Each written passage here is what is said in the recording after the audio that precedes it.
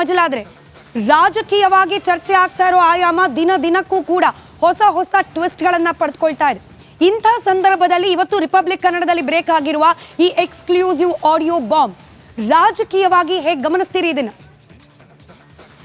ಮಿತಾ ಪ್ರಜ್ವಲ್ ಭಾಗಿಯಾಗಿದ್ದಾರೆ ಎನ್ನಲಾದಂತ ಆ ವಿಡಿಯೋ ಸಂಬಂಧಪಟ್ಟಂತೆ ಯಾರೂ ಕೂಡ ಸಮರ್ಥನೆ ಮಾಡ್ಕೊಳ್ಳಕ್ಕೆ ಸಾಧ್ಯ ಇಲ್ಲ. ಈಗಾಗಲೇ ಕೂಡ ಬಹಿರಂಗವಾಗಿ ಹೇಳಿರುವಂತದ್ದು ಅವರು ಆ ರೀತಿ ತಪ್ಪಾಗಿದ್ರೆ ಅವನ್ನ ನೇಣಿಗೆ ಅಂತ ಬಹಿರಂಗವಾಗಿ ಮಾತುಗಳು ಕೂಡ ಕೇಳಿ ಬರ್ತಾ ಇರುವಂತದ್ದು. ಆ ವಿಚಾರದಲ್ಲಿ ಯಾವ್ದು ಕೂಡ ಸಮರ್ಥನೆ ಇಲ್ಲ. ಆದ್ರೆ ಅದಾದ ಬಳಿಕ ಅಂದ್ರೆ ಈ ವಿಚಾರ ಬೆಳಕಿಗೆ ಬಂದ ಬಳಿಕ ಅದಾದ ನಂತರ ಪೆನ್ ಡ್ರೈವ್ ಆದ ಬಳಿಕ ಒಂದಷ್ಟು ರಾಜಕೀಯ ಸ್ವರೂಪಗಳನ್ನ ರಾಜಕೀಯ ತಿರುವುಗಳನ್ನ ತೆಗೆದುಕೊಳ್ತು. ಬಹಿರಂಗವಾಗಿ ದೇವರಾಜೇಗೌಡ ಪ್ರೆಸ್ ಕ್ಲಬ್ ನಲ್ಲಿ ಪತ್ರಿಕಾಗೋಷ್ಠಿ ನಡೆಸಿ ಒಂದಷ್ಟು ಆಡಿಯೋಗಳನ್ನ ಬಿಡುಗಡೆ ಮಾಡಿದ್ರು. ಅದರಲ್ಲಿ ದೇವರಾಜೇಗೌಡ ಮತ್ತು ಶಿವರಾಮೇಗೌಡ ಮಾತಾಡಿರುವಂತದ್ದು, ಜೊತೆಗೆ ಡಿ ಕೆ ಶಿವಕುಮಾರ್ ಮಾತಾಡಿದ್ದಾರೆ ಅಂತ ಆಡಿಯೋ ಸಂಬಂಧಪಟ್ಟಂತೆ. ಅದಾದ ನಂತರ ಶಿವರಾಮೇಗೌಡರು ಮತ್ತು ಒಪ್ಕೊಂಡ್ರು, ಹೌದು ನಾನು ದೇವರಾಜೇಗೌಡ ಜೊತೆ ಮಾತಾಡಿದೆ ಅಂತ. ಅಂದ್ರೆ ಆ ಆಡಿಯೋ ಸುಳ್ಳು ಅಂತ ಹೇಳಿಲ್ಲ, ಮಾತಾಡಿದ ನಿಜ. ಅದು ಒಂದಷ್ಟು ತಿರ್ಚಿದ್ದಾರೆ ಮತ್ತೆ ಸಂಬಂಧಪಟ್ಟಂತೆ ಅವರೇ ಆಗಿ ಕೂಡ ಬಂದಿದ್ರು ಅಂತ ಹೇಳಿ ಸಮರ್ಥನೆ ಕೊಟ್ರು. ಅಂದ್ರೆ ಅಲ್ಲಿಗೆ ದೇವರಾಜೇಗೌಡ ಮತ್ತು ಶಿವರಾಮೇಗೌಡ ಮಾತಾಡೋದು ಕೂಡ ಸತ್ಯ ಅನ್ನೋದು ಕೂಡ ಒಂದು ಭಾಗ ಆಯ್ತು. ಅದಾದ ನಂತರ ಮಾಜಿ ಸಿಎಂ ಕುಮಾರಸ್ವಾಮಿ ಗಂಭೀರ ಆರೋಪವನ್ನು ಮಾಡಿದ್ರು. ಅದು D K Shivakumar versus Kumaraswamy ನಡುವಿನ ವಾಕ್ಸಮರಕ್ಕೆ ಕಾರಣ ಆಗಿತ್ತು. ಅದಕ್ಕೆ ಪ್ರಮುಖ ಕಾರಣ ಪೆನ್ ಡ್ರೈವ್ ಹಂಚಿಕೆ ಸಂಬಂಧಪಟ್ಟಂತೆ ಮತ್ತು ಒಂದಷ್ಟು ಷಡ್ಯಂತ್ರ ಹಿನ್ನೆಲೆಯಲ್ಲಿ ಸರ್ಕಾರದ ವಿರುದ್ಧ ನೇರವಾಗಿ ಗಂಭೀರವಾಗಿ ಆರೋಪವನ್ನು ಮಾಡಿದ್ರು. ಜೊತೆಗೆ ಗಮನಿಸಬೇಕಾದ ಒಂದು ಅಂಶ, ಖುದ್ದು ನರೇಂದ್ರ ಮೋದಿ ಮತ್ತು ಅಮಿತ್ ಶಾ ಅವರು ಈ ಪ್ರಕರಣ ಸಂಬಂಧಪಟ್ಟಂತೆ ಪ್ರಜ್ವಲ್ ತಪ್ಪು ಖಂಡಿತವಾಗ್ಲೂ ಕೂಡ ಶಿಕ್ಷೆ ಕೊಡ್ಬೇಕು ಅಂದ್ರು. ಜೊತೆಗೆ ಈ ಪ್ರಕರಣದಲ್ಲಿ ಕಾಂಗ್ರೆಸ್ಗೆ ತಿರುಗುಬಾಣ ಆಗುತ್ತೆ ಅಂತ ನೇರವಾಗಿ ಬಹಿರಂಗವಾಗಿ ಹೇಳಿದ್ರು. ಅದಾದ ಬಳಿಕ ಒಂದೊಂದಷ್ಟು ಘಟನಾವಳಿ ನಡೀತಾ ಇರುವಂತದ್ದು. ಈಗ ರಿಪಬ್ಲಿಕ್ ಕನ್ನಡಕ್ಕೆ ಬಂದ ಮೂಲಗಳ ಮಾಹಿತಿ ಮತ್ತು ಜೊತೆಗೆ ಆಡಿಯೋ ಬಂದಿರುವುದು. ಈ ಆಡಿಯೋ ಸತ್ಯಾಸತ್ಯದ ಸಂಬಂಧಪಟ್ಟಂತೆ ಅದು ನಂತರ ಜೊತೆಗೆ ಯಾಕಂದ್ರೆ ಇದು ಈಗಾಗಲೇ ಕೂಡ ಆಡಿಯೋ ಮಾತಾಡಿರುವ ಸಂಬಂಧಪಟ್ಟಂತೆ ಮಾತಾಡಿದ್ದಾರೆ ಅಂತ ಏನು ಒಪ್ಕೊಂಡಿರುವಂತ ಶಿವರಾಮೇಗೌಡ. ಈಗಿನ ಆಡಿಯೋದಲ್ಲಿ ಬಹಳ ಸ್ಪಷ್ಟವಾಗಿ ಶಿವರಾಮೇಗೌಡ ಅಂದ್ರೆ ಈ ಮುಂಚೆ ಏನು ನಡಿ ಈಗ ಶುರು ಮಾಡೋಣ.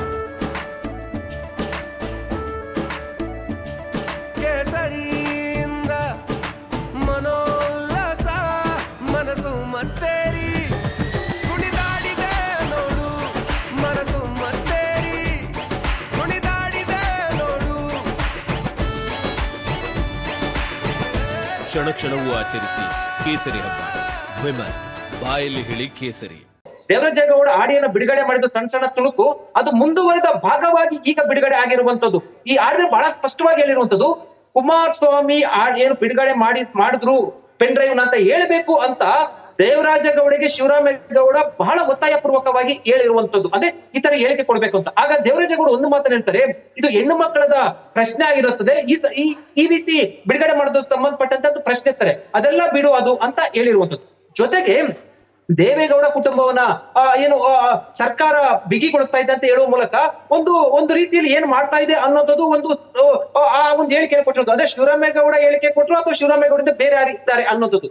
ಜೊತೆಗೆ ಆಡಿಯೆಲ್ಲ ಮಾತಾಡುವಂತ ಸಂದರ್ಭದಲ್ಲಿ ಡಿ ಕೆ ಶಿವಕುಮಾರ್ ಕೂಡ ಎಂಟ್ರಿ ಆಗ್ತಾರೆ. ಡಿ ಕೆ ಶಿವಕುಮಾರ್ ದೇವರಾಜೇಗೌಡರು ಕೇಳ್ತಾರೆ, ಈ ಆಡಿಯೋದಲ್ಲಿ ಏನಾಯ್ತು, ಹೊಸ ಅಪ್ಡೇಟ್ ಏನಿದೆ ಅಂತ ಕೇಳ್ತಾರೆ. ಅದಾದ ನಂತರ ಏನು ಸಂತ್ರಸ್ತೆ ಮಹಿಳೆಯರು ನೇರವಾಗಿ ಏನ್ ಕೋರ್ಟ್ ಮುಂದೆ ಹೋಗಿ ಸಾಹೇಬ್ರ ಮುಂದೆ ಹೋಗಿ ಹೇಳಿಕೆ ಕೊಡ್ಬೇಕಾದ್ರೆ ಆ ಹೇಳಿಕೆಗಳೆಲ್ಲ ಕೂಡ ಬರುತ್ತೆ. ಅಂದ್ರೆ ಪೆನ್ ಡ್ರೈವ್ ಬಿಡುಗಡೆ ಆದ ನಂತರ ಒಂದಷ್ಟು ಬೆಳವಣಿಗೆಗಳೇನ್ ನಡೆದ್ವು, ಇದೆಲ್ಲವೂ ಕೂಡ ಮುಂಚೆನೆ ಕೂಡ ಈ ರೀತಿ ಮಾತುಕತೆ ನಡೆದಿತ್ತ ಅನ್ನೋದು ಆಡಿದಲ್ಲಿ. ಎಕ್ಸಾಕ್ಟ್ಲಿ ವಿಜಯ್ ನೋಡಿ, ಕೇವಲ ಇಷ್ಟಕ್ಕೆ ಮಾತ್ರ ಸೀಮಿತವಾಗಿಲ್ಲ. ಅಮಿತ್ ಶಾ ಅವರ ಹೆಸರು ಪ್ರಸ್ತಾಪ, ದೇವೇಗೌಡರು ಸೂಸೈಡ್ ಮಾಡ್ಕೊಂಡಿಲ್ವಲ್ಲ ಅನ್ನೋ ಮಾತಿನ ಪ್ರಸ್ತಾಪ, ಇವೆಲ್ಲವೂ ಕೂಡ ಈ ಪ್ರಕರಣದಲ್ಲಿ ಅತ್ಯಂತ ಪ್ರಮುಖ ಟ್ವಿಸ್ಟ್ ಅನ್ನ ಪಡೆದುಕೊಳ್ಳೋ ಸೂಚನೆಯನ್ನ ಕೊಡ್ತಾ ಇದೆ.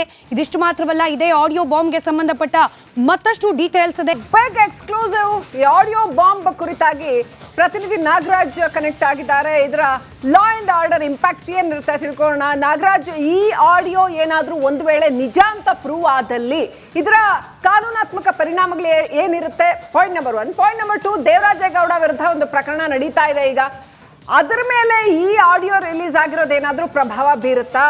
ಮೂರನೇದು, ಪ್ರಜ್ವಲ್ ರೇವಣ್ಣ ಕೇಸ್ಗೆ ಸಂಬಂಧಪಟ್ಟಂತೆ ಇದೇನಾದ್ರೂ ಲೀಗಲಿ ಇಂಪ್ಯಾಕ್ಟ್ ಆಗುತ್ತಾ? ಏನಿದೆ ಇದ್ರ ಲೀಗಲ್ ಡೈಮೆನ್ಷನ್ಸ್ ನಾಗರಾಜ್?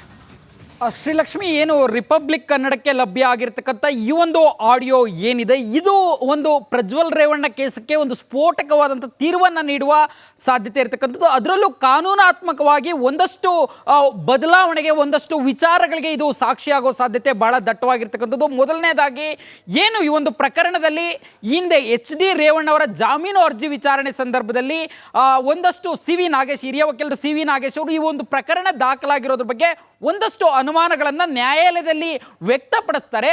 ಅದೇ ರೀತಿಯಾಗಿ ಈ ಒಂದು ಆಡಿಯೋಗಳಲ್ಲಿರ್ತಕ್ಕಂಥ ಕಂಟೆಂಟ್ ಸೂಚಿಸ್ತಾ ಇರ್ತಕ್ಕಂಥದ್ದು. ಅಂದರೆ ಇದು ಒಂದು ಪ್ರೀ ಪ್ಲಾನ್ಡ್ ಆಗಿ ಒಂದು ಪ್ರಕರಣವನ್ನ ದಾಖಲು ಮಾಡಲಾಗಿದೆ ಅಂತೇಳಿ ಸಿ ವಿ ನಾಗೇಶ್ ವಾದ ಮಾಡ್ತಾ ಇದ್ರು. ಅದೇ ರೀತಿಯಾಗಿ ಇಲ್ಲಿ ಒಂದಷ್ಟು ಈ ಒಂದು ಆಡಿಯೋದಲ್ಲಿರ್ತಕ್ಕಂಥ ಸಂಭಾಷಣೆಯನ್ನ ಕೇಳ್ತಾ ಇದ್ರೆ ಅದಕ್ಕೆ ಮ್ಯಾಚ್ ಆಗೋ ರೀತಿ ಇರ್ತಕ್ಕಂಥದ್ದು ಒಂದು. ಎರಡನೇದಾಗಿ ಏನು ಹೊಳೆನರಸೀಪುರ ಕಿಡ್ನಾಪ್ ಕೇಸ್ಗೆ ಸಂಬಂಧಿಸಿದಂತೆ ಮೊದಲಿಗೆ ಒಂದು ಲೈಂಗಿಕ ದೌರ್ಜನ್ಯ ಸೆಕ್ಷನ್ಗಳ ಅಡಿಯಲ್ಲಿ ಪ್ರಕರಣ ದಾಖಲಾಗುತ್ತೆ.